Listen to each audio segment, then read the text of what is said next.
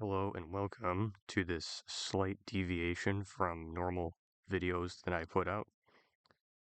This is going to be the first in a series, hopefully, of videos that will document the design of a rail go-kart or homemade train. I've seen many such creations popping up on YouTube by various people, and it seems as though they are growing in popularity. And so this series will attempt to show the methodical design of one such rail cart using computer-aided design or CAD, and who knows, maybe I will actually build it someday. Anyway, one of the first things that many people would think about when designing such a rail cart is the rail-to-wheel interaction. So I have here a section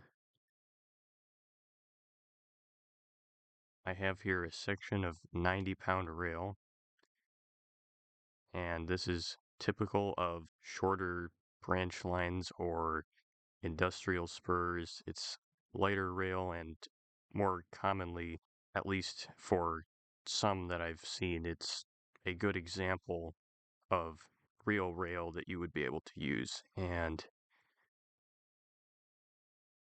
the spacing in this example is 4 feet 8.5 inches standard gauge. So it will give a good idea of the challenges needing to be overcome in the design of such a rail cart. From the start of design, obviously you need a flanged wheel in order to keep your cart on the tracks. Now, that may be traditionally difficult to design, but let's say you weren't trying to build it out of parts and you just were able to make the optimal shape. Here's an example of such a wheel that is similar in design and functionality to a real train wheel, but is small enough. If you were to create this exact design, it could be used on a rail cart.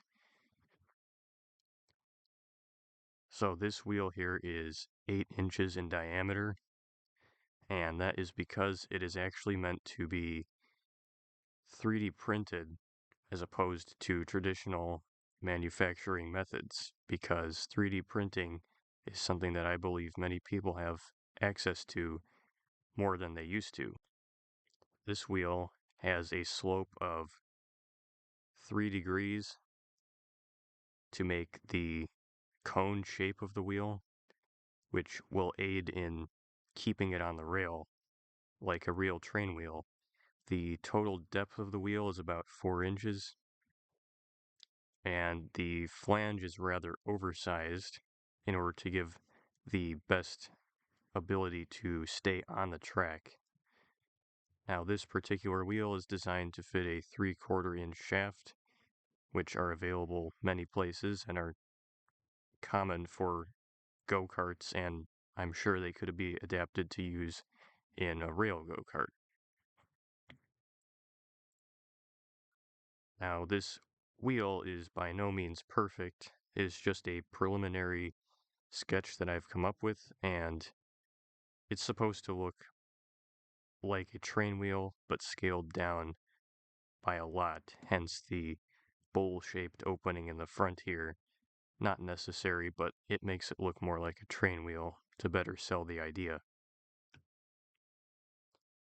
In theory, this design should work relatively well when placed on a rail cart. So the next thing to decide is, how will this interact with a rail? So here we see the wheel placed on the rail, and the shape of the wheel is designed so that it will hold itself on the rail, provided there is another wheel on the other end of the axle to attach to.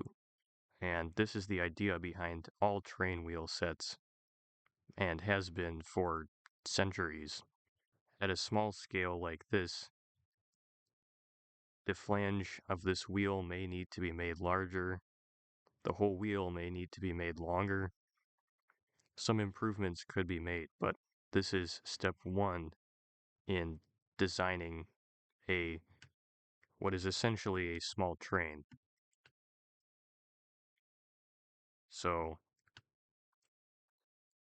hopefully there will be more videos in this series to come. I hope this has been at least slightly informational, and thanks for watching.